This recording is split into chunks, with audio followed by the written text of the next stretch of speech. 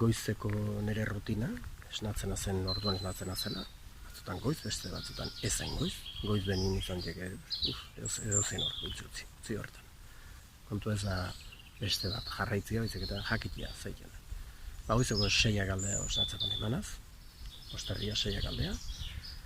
Lehenengo zaila dutena da, oian eskerrak eman. Eskerrak eman beste hon baten aukera akaterako, ze konturatu inasnatu inazela, gorputza badabil. Nien hori ez da eskubidea, oze, ez? Privilegia bada, jende guzti ez da esnatzen, zu esnatu intza, zure gorputza badabil, gaina nahiko ongi dabil, ez?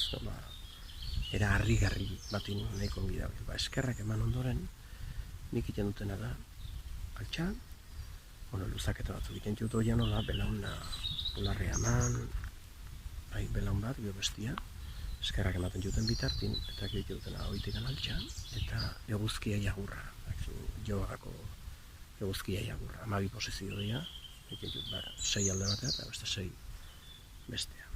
Eguzkia jagurrein ondoren, jautena da tumo arnasketak, eta 30ko seria, Aizmen edo Wim Hof adieraziko dizu nola den.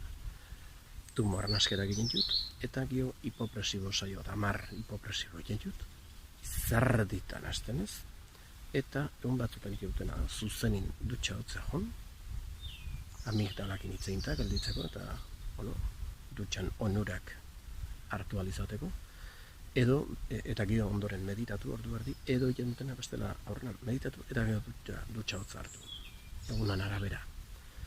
Hoi da normalki nire eguneroko protokolua goizez.